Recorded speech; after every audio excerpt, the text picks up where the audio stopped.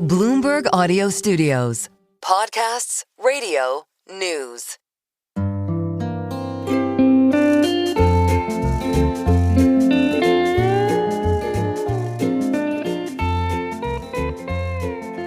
Hello and welcome to another episode of the Odd Lots podcast. I'm Joe Weisenthal. And I'm Tracy Alloway. Today you are listening to a special episode of the podcast. It was recorded live at the Future Proof Conference in Huntington Beach. Yep, we're going to be speaking with former Dallas Fed President Robert Kaplan. He is now Vice Chairman of Goldman Sachs. Again, this was recorded live on stage at Future Proof, so take a listen. All right, let's just kick it straight off. That jobs report that we got last week, in your view, with your Fed hat on maybe, is a 50 basis point rate cut in play for the next meeting? I think 50 basis points is still unlikely. I think we've been of the view for the last few months the job market was weak. This latest report was a little weaker. Having said that, the reason 25 is more likely than 50 is the jobs market is not falling off a cliff. We didn't get shrinkage, and inflation is running at 2.75% to 3% above target. And so it sort of puts a little bit of a headwind on doing more than 25 basis points. I mean, I take your point, but the report was still a huge surprise. So if you were in the newsroom when that number came out, just 22,000 jobs added, there was a sort of collective gasp because it was way below basically the entire range of expectations for that particular month. If you're at the Fed and you see a number like that, what does 22,000 actually tell you? Or are you sitting there going, well, maybe I'll wait for the revision until I really make up my mind? I don't know that the weakness in the jobs market was a big surprise to the Fed. They didn't know exactly what the number would be, but they expected it to be anemic. The reason that the unemployment rate has stayed low is we've shut down undocumented immigration. We have not ramped up legal immigration, and as you well know, we are deporting some number of workers and chilling 10 to 15 million undocumented immigrants who are in the workforce. And some percentage of them are not going to work. And so supply is anemic. We've thought for the last few months that hiring was we said at stall speed. You should assume if GDP growth is 1.25%, 1.5%, hiring is going to be anemic. So we could debate the number, but I don't think it was a big shock that it was weak. And I think it wouldn't surprise me to see the next number also lethargic. So why aren't we falling off a cliff? We still are running a large deficit. We have tax incentives coming. We're in the middle of an AI data center power boom, as you just heard about in the previous session. Right. And I think that's still bolstering the economy. Well, then let me take the flip side of Tracy's question because, okay, maybe setting aside reasons for concern, the flip side, as you mentioned, inflation's still running above target by most measures. The stock market, I don't know what it's doing today, but it's very close to all-time highs, regardless of what it's doing today. All kinds of people are having a really nice time on the beach in Southern California. What is the evidence that as currently standing, that Fed policy is actually restrictive?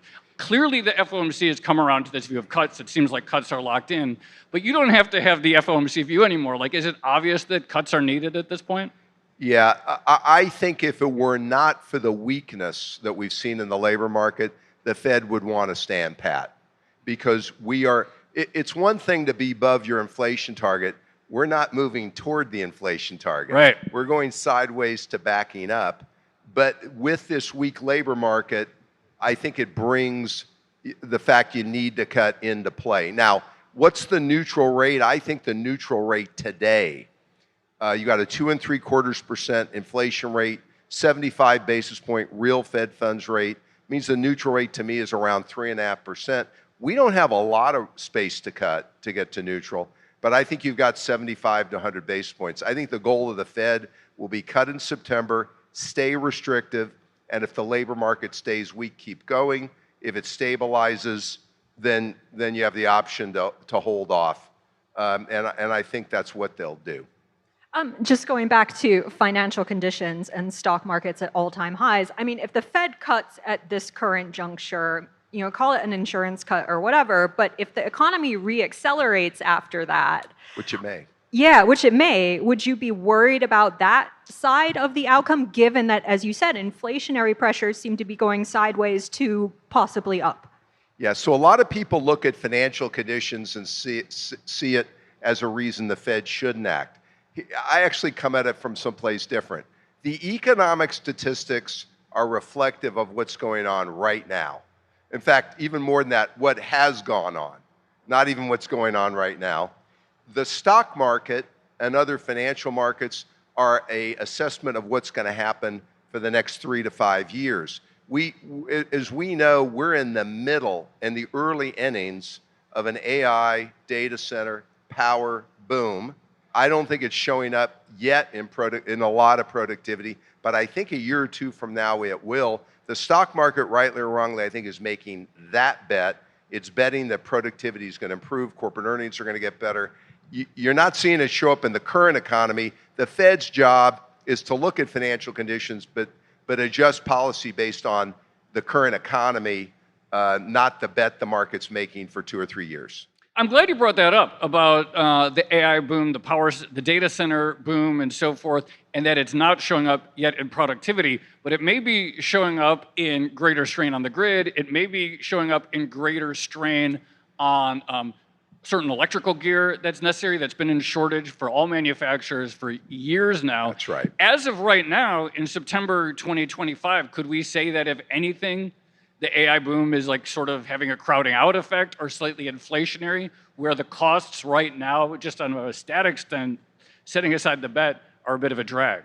There are 2 big structural initiatives that are being pursued by this administration. One is regulatory review and regulatory relief, because they want to ease the speeding to adoption of AI and get more capital available. But the second thing is there's an extensive re-review of the power grid. We are behind China in having enough power to fund the AI explosion. We've got to invest more in geothermal, more modular nuclear. We need to make it easier to run a refinery, make it easier to do transmission.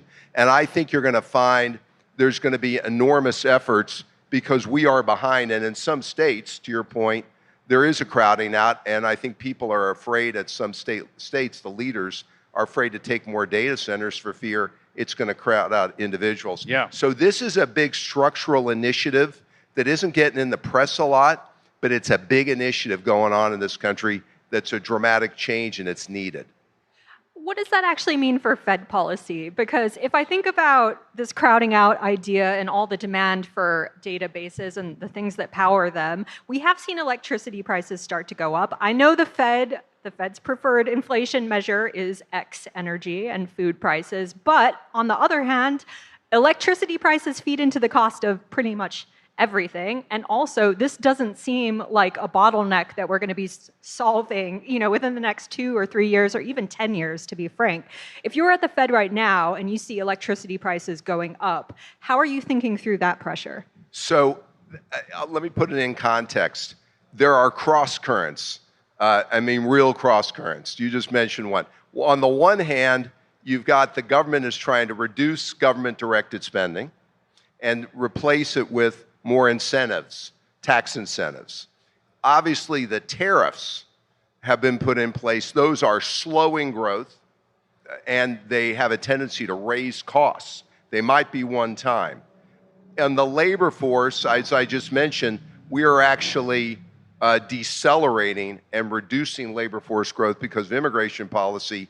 That's actually helping us be at full employment, and the Fed's been taken by that, but also makes prices stickier, wages stickier. At the same time, you just said, you've got these booms in AI and the grid, and you've got, we need more labor, we need more power, and that actually stresses prices. So when you're at the Fed, when you've got this kind of confusion, I think that's one reason why they've done nothing so far this year. But I think the labor market is forcing their hand, where if it gets even weaker, they really don't want that. And that's why they're acting.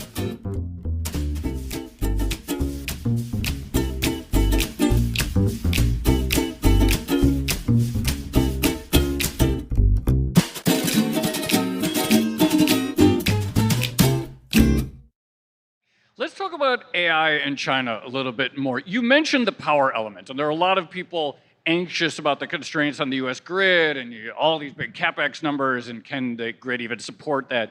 What else is different besides the electricity component? Because some people we've talked to talk about there's a very different attitude towards the tech diffusion, particularly out of China, or supply chains that run through China. So, and I just got back from Asia, and I was in China last week. When we talk about AI, we tend to look at the hyperscalers, these big, giant companies that make up a disproportionate share of the S&P 500, and they're spending hundreds of billions of dollars. They're making a lot of money. When I'm in China and we talk about AI, they talk about the word you use, diffusion. They talk about regular businesses, the McDonald's of China, Luckin Coffee in China. We have them in New York City right now, and I tried one, and it's very good, actually. Yes, but those companies are actively using AI to lower costs. And you got to remember, so why is that happening? I'd say we're further along. China's further along than we are. Why? Their margins are lower. They're doing it out of necessity. Our margins in the US and our companies are higher, and so there's not as much pressure to lower costs and make AI experiments. In China, they don't have a choice. It's so competitive, they need to lower costs. But the thing that struck me, there's a lot to learn from what they're doing in China. Normally, if we were a little more globally integrated, we would learn those things and bring those learnings back to the United States. And it reminded me that globalization is not dead. The United States is choosing to play a different role in it and stepping back. But I got to tell you, the other thing I saw there is there's more coupling going on between China and other countries that are aggressively. Canada is much more aggressive in trying to form new partnerships. So I think globalization and the AI story go together. And I got to tell you, globalization not going away. And the U.S. is going to have a choice in the years to come how much of a role we want to play in participating, but it's going to happen with us or without us. So we can sit here and ask you what you saw in China and what your thoughts were about China, but I am very aware that when you go on that type of trip, you have Chinese clients who are asking you your thoughts on the U.S. and what's going on here. What are the type of questions that you're getting from Chinese clients at the moment? What are they interested in? So the biggest item I'd say of discussion is, and I used to be in Asia for the first part of my career, and what I found in Korea, Taiwan, China to a large extent, their whole effort was to go from low value-added manufacturing to high value-added manufacturing. And they tried to wean off of lower value-added manufacturing. So what's an example? T-shirts and sneakers used to be made in China. Today they're made in Vietnam. Why China wants to move up the value chain? Because their feeling is they're going to raise the standard of living to higher value-added manufacturing. The question sometimes I get when I'm over there is, if you're going to reshore to the United States, are you going to really reshore lumber, aluminum, some of these other lower value-added manufacturing? Wouldn't solidifying the relationship with Canada and Mexico make sense, where you can get cheap natural resources from Canada, cheap labor from Mexico, and solidify North America? And so I'd say that they're not critical of us, but they're scratching their heads a little bit to say, what's the strategic rationale? Because you're tight on labor, you normally want to move up the value chain, and I think they realize that some of these tariffs are also intended to help generate revenue and reduce the deficit. They understand that. They're just questioning how strategic it is. Well, let me ask you a question on the question of what are we going to bring back in the United States, if anything. Just from your perch at Goldman, do you see any private money that's come into the U.S. for fresh, sort of, greenfield capital investment, either in something low margin or high margin, because the tariffs have changed the math and made that investment economical? So I will say yes is the answer. I think there are U.S. companies that will do more on the margin manufacturing here. I've talked to overseas companies, including I won't mention the name of one contract manufacturer in China. They are building more in the United States. And so the thing is, I don't know how long it will take, what the magnitude will be, but yes, it is happening. The flip side of that is there are many companies in the U.S. that benefited from access to lower cost goods. Yeah. And I won't mention their name, but you know some of them, and their margins are being squeezed. And then I talked to a number of small businesses that don't have the leverage to manage these tariffs, and some of them will actually go out of business or considering it by the end of the year. This is a little bit of an unfair question, but I'm going to ask it anyway. If you had to choose one right now, would you say that tariffs are more effective at bringing back manufacturing to the U.S. or more effective at raising income for the U.S. government at a time when people are worried about the deficit? I think we'll start with the second part. Tariffs raise revenue, but they slow growth. And so for every dollar of tariff revenue, you have to accept you may give some back and a little bit lower growth.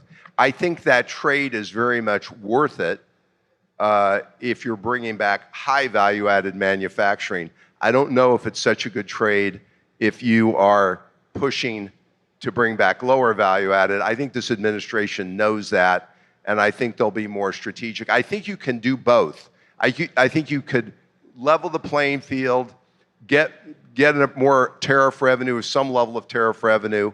I think we were thinking they were going to be closer to 10% than 20%. I mean, the high teens is a little higher than we expected.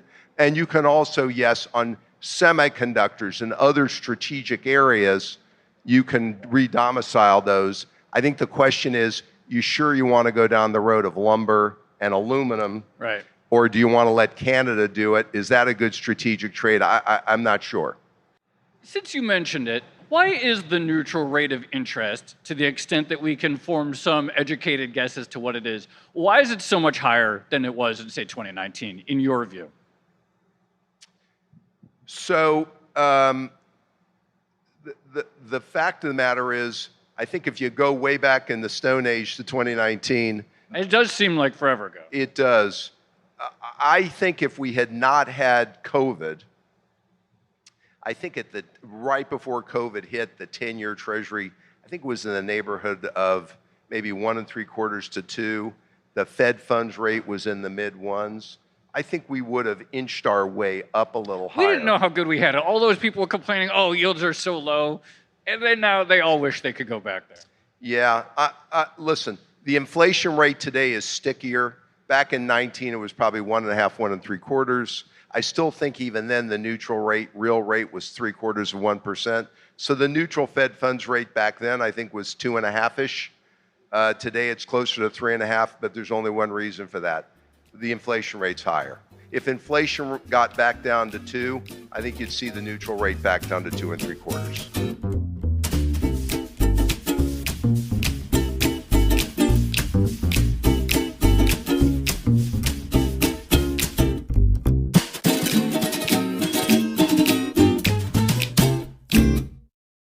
Since you mentioned sticky inflation, there's one other thing that seems to be top of mind at the moment, which is Federal Reserve independence. Yeah. And we should talk about that. But I guess we can get your thoughts on, that specific idea in a second. But one thing that seems surprising so far is that we're having this debate about what happens to the Federal Reserve with what seems to be a more activist Trump administration that seems to want to have a heavier hand in monetary policy.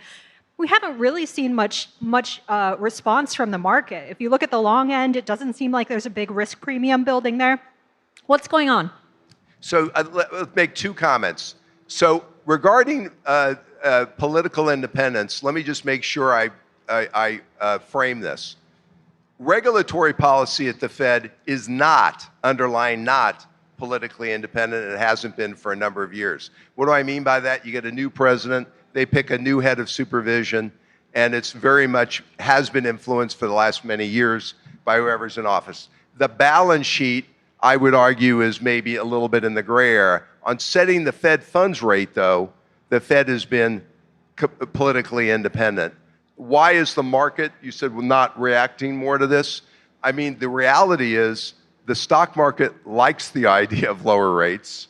Right. I think it's not that the markets aren't reacting. The stock market likes it, so it's starting now to take into account, makes the real acceleration you talked about more likely. The gold market is very much taking note of it, and gold is up more than 35% year to date. I see it's up another 1% today. So it has, and I actually think duration on the long bond, while the 10-year has rallied because of slow growth, I still think we have an issue. We've got 37 trillion of debt to sell on our way to 40 trillion. I think that the bond market may pay, at the long end, will pay attention to how this current situation works out. What is going on? How much more gold talk is there these days than there were a few years ago? Well, I've looked back over the last 50 years. When's the last time we got a rally in gold like this? Yeah. I think in the aftermath of the Great Recession, remember in the Great Recession, the Fed took its balance sheet from 800 billion to 4 trillion, okay, and stopped.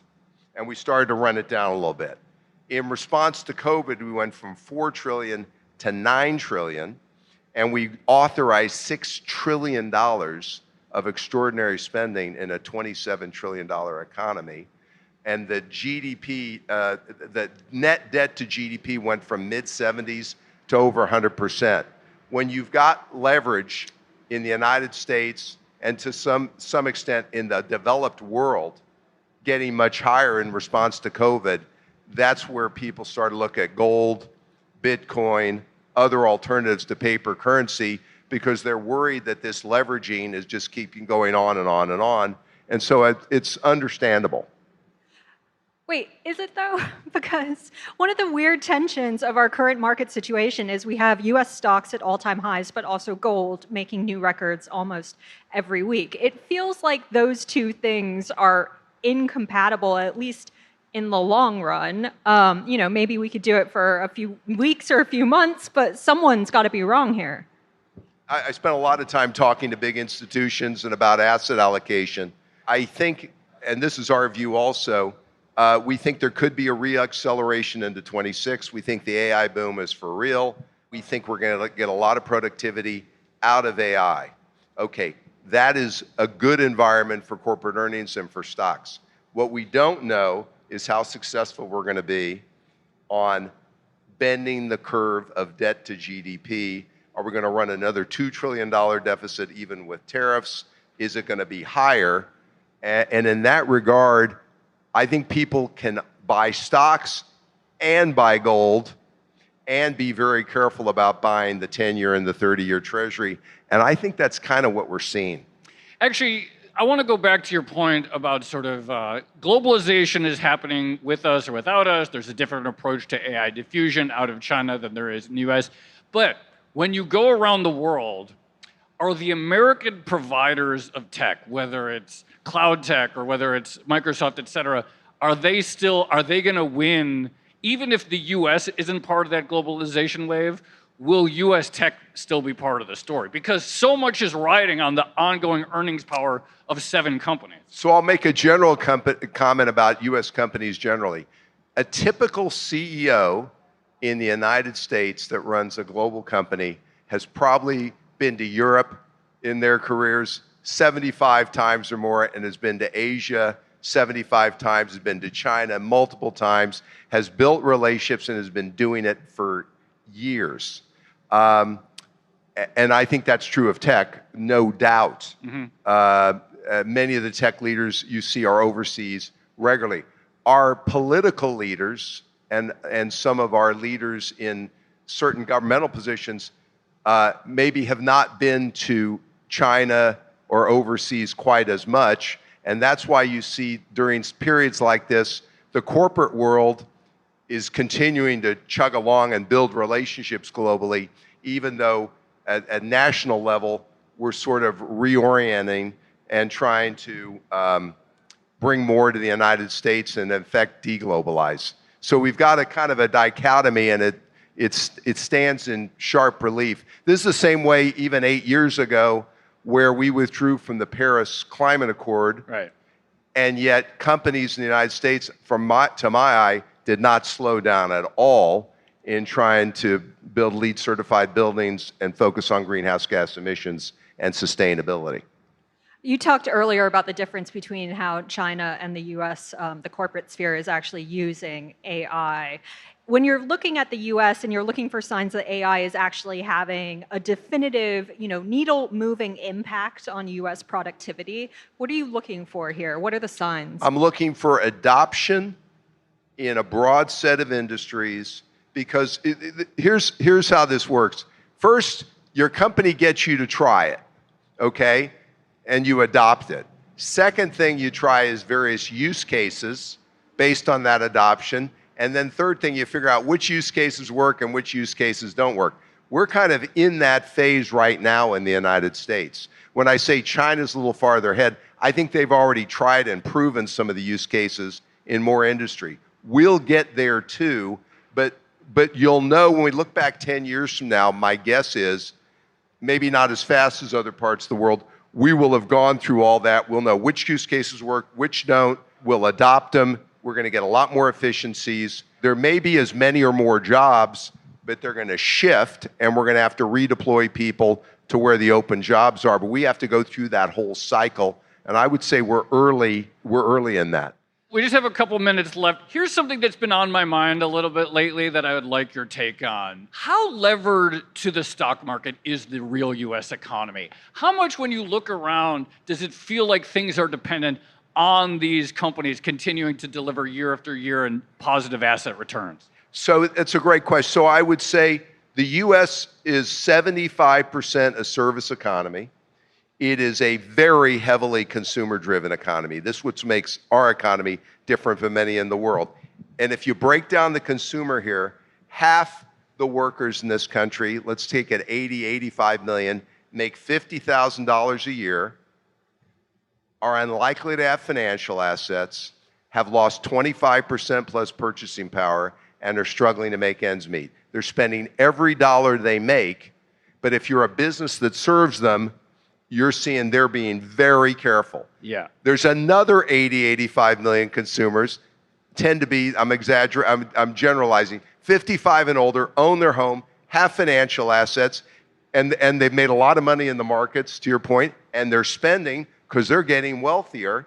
And we've got a tale of two consumer groups. I think part of what this administration, I believe, is trying to do is help lift up this first group so that they can be more affluent and do better, because right now we're very heavily dependent on this second engine based on the stock market.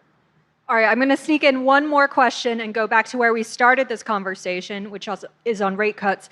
I know you said 50 basis point, probably not on the table, but your gut instinct, is this going to be the start of a rate cut cycle that goes into the next year, 2026? Or is this something that, maybe you get one rate cut, maybe you get two rate cuts, but it's not going to go on for much longer than that?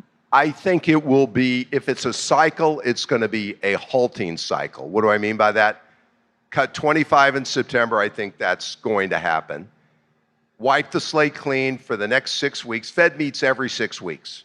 Wipe the slate clean, make sure that you're convinced still the labor market is weak, check inflation. If it's continuing to be weak and inflation is at least moderate, you may do another one. The issue I'm pointing out is I don't think we have more room to get to neutral than 75 to 100 basis points. So might we wind up doing 2 or 3 this year? Maybe. Are we going to wind up doing 150, 200 basis points?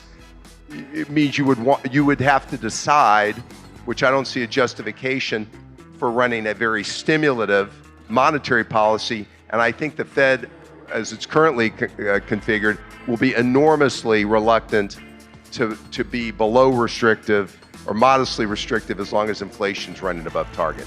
Rob Kaplan, thank you so much for doing this live. Thank you. Odd Lots of Future. Thank you so much.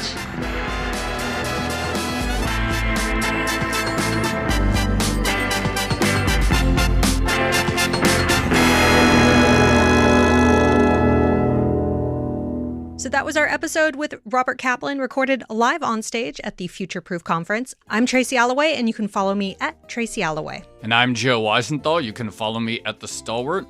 Follow our producers, Carmen Rodriguez at Carmen Armin, Dashiell Bennett at Dashbot, and Cale Brooks at Cale Brooks. For more Odd Lots content, go to Bloomberg.com/oddlots. We have the daily newsletter and all of our episodes.